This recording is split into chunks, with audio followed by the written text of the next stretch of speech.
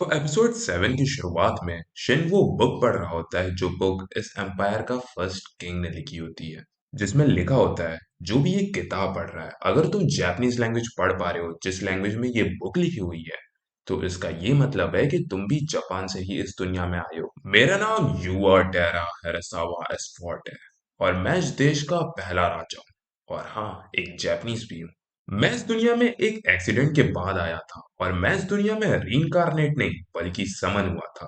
वैसे जिनको समन और रीइंकारनेट के बीच का डिफरेंस नहीं पता उनको मैं बता दूं कि रीइंकारनेट मतलब होता है कि तुम दूसरे दुनिया में पुनर्जीवित हो जाते हो एज ए न्यू पर्सन, और समन का मतलब होता है कि किसी भी इंसान को अपनी दुनिया से किसी दूसरे दुनिया में ट्रांसपोर्ट कर देना। जैसा भी अपीयरेंस उसका उसके दुनिया में था, सेम वैसे ही अपीयरेंस उसका ट्रांसपोर्ट वाले दुनिया में भी होगा।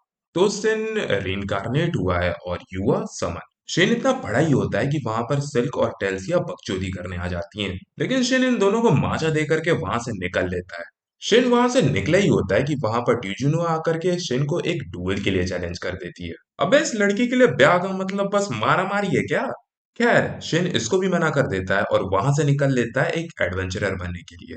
एक्चुअली शिन 12 साल का हो चुका है और इस दुनिया में 12 साल के बच्चे एडवेंचरर बनने के लिए रजिस्टर कर सकते हैं।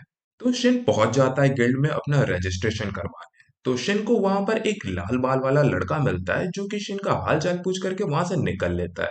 इसके बाद शिन जी रैंक में अपने आप को रजिस्टर करता है, लेकिन कुछ चूत ये अपने ही मौत को छेड़ने लगते हैं वहां पर। साला शिन जैसा शक्तिमान से बकचोदी कर रहे हैं, अबे पहन के लौट। खैर शिन इन सब के अटैक से खुद को बचाता है और इन सबको फाड़ने ही वाला रहता है कि वहां पर लाल बाल वाला लौंडा आकर के इन सबको बचा लेता है, मतलब शिन को बचा लेता है। ये लौंडा आइस फ्लेम पार्टी का एक मेंबर है और इसका नाम क्लाउड है। शिन क्लाउड से बोलता है हमको बचाने के लिए शुक्रिया आपका। क्लाउड बोलता है क्या मजाक कर रहे हो, जिस हिसाब से तुम डॉज कर रहे थे उनको, अगर मैं ना रोकता तो तुम तो उनकी माँ चो। इसके बाद ये दोनों बैठ जाते हैं बोतल लड़ाने, और बातों ही बातों में शिन को पता लगता है कि क्लाउड एक बहुत बड़ा नेता है। लौंडा कौनों को उछाल दे अगर ये अपनी औकात पर आ जाए तो। इन दोनों में वार्तालाप चल ही रहा होता है कि वहां पर आ जाती है क्लाउड की बीवी किंडा, जो बिल्कुल किसी आम मेहरारू जैसे अपने भतार को गरियाते हुए वहां से ले जा रही होती है। अगर मैं तुम्हें थोड़ा विस्तार से समझाऊं तो तुमको याद है क्लाउड की पार्टी का नाम आइस फ्लेम था। ऐसा विचित्र नाम इसलिए था क्योंकि क्लाउड एक फायर यूजर है और इसकी बीवी किंडा एक आइस मेज है। तो समझ रहा है, इसलिए पार्टी, इसलिए क्लाउड का नाम। खैर इसके बाद शेन एक क्वेस्ट को चूज करता है और ये लोंडा बिल्डिंग के बाहर निकलता ही है कि इसको ट्यूजिना मिल जाती है, और ट्यूजिना शिन के साथ इस क्वेस्ट को कंप्लीट करने के लिए शिन को पटा लेती है।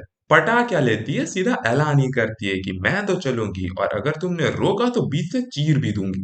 तो क्वेस्ट पूरा करने के लिए ये लोग जंगल में जाते हैं जहां पर कुछ गॉब्लिन्स एक मर्चेंट्स को छेड़ रहे होते हैं। तो गॉब्लिन्स को मारने के लिए शिन तो पहले ही कूदने वाला था, लेकिन ट्यूजिना बोलती है रुको, हम बजा देते हैं इन सबको, तुम रुको। और ट्यूजिना शिन को इम्प्रेस करने के लिए गॉब्लिन्स को दौड़ा दौड़ा के मार रही होती है। भाई लड़की गॉब्लिन्स को मारते मारते भी शिन के साथ ब्याह का सपना देख रही होती है। अबे तुम शिन को मारा मारी से थोड़ी फंसा पाओगी, अबे ये खुद इतना बड़ा नेता है। खैर गॉब्लिन्स को फरियाने के बाद वहां पर लिजर्ड्स भी आ जाते हैं, लेकिन शिन ट्यूजिना से बोलता है कि तुम इस मर्चेंट को लेकर निकलो, आगे का बवाल हम शांत करते हैं। फिर क्या लौंडा पूरे लिजर्ड रेस को ही शांत कर देता है। उसके बाद शिन गिल्ड में आकर के बताता है कि उसने तो लिजर्ड की आबादी ही विलुप्त कर दी। ये सुनकर किसी को भी भरोसा नहीं होता कि 12 साल का लौंडा इतना बाहुबली कैसे हो सकता है। तो ये सब पहुंचते हैं गिल्ड के हेड के पास। तो हेड शिन का मजाक उड़ाने लगता है और बोलता है कि तुम झूठ बोल रहे हो, लेकिन तभी वहां पर गिल्ड मास्टर आ जाता है और ये लड़का ट्यूजिनो का बड़ा भाई है। फिर गिल्ड मास्टर शिन का इंट्रोडक्शन देता है हेड को कि शिन कोई आटू झाटू नहीं है, और हेड को शिन की नितई बताने लगता है कि शिन किसका लौंडा और किसको किसको बचाया है। इतना अचीवमेंट सुनकर हेड शिन से माफी मांगने लगता है। अगले सीन में गिल्ड मास्टर शिन को जी रैंक से ए रैंक में प्रमोट कर देता है, और फिर सीन चेंज होता है गॉड्स पर, जो सुप्रीम गॉड से पूछ रहे होते हैं कि आखिर हमने इतना ताकतवर शिन को क्यों बनाया है। तो सुप्रीम गॉड बोलते हैं क्योंकि एरोन का सील बहुत जल्द टूटने वाला है और शिन अभी इतना ताकतवर नहीं है कि वो एरोन को मार सके। इसको ट्रेनिंग की जरूरत है और इसको ट्रेनिंग देने के लिए हमें उससे पूछना पड़ेगा। और इसी के साथ एपिसोड 7 खत्म होता है। और आई नो कि इस वीडियो में थोड़ा लो लो फील हो रहा होगा क्योंकि मेरे को सर्दी है, फिर भी मैं रिकॉर्डिंग कर रहा हूँ। तो थोड़ा एडजस्ट करना, और बैकग्राउंड का जो बारिश का वॉइस है उसको भी थोड़ा इग्नोर करना। अब बारिश हो रही है तो क्या ही कर सकते हैं भाई, बारिश बहुत देर से हो रही है हमारे यहाँ। बाकी वीडियो अच्छी लगी हो तो लाइक करना। मिलते हैं अगले वीडियो में, तब तक के लिए बाय बाय।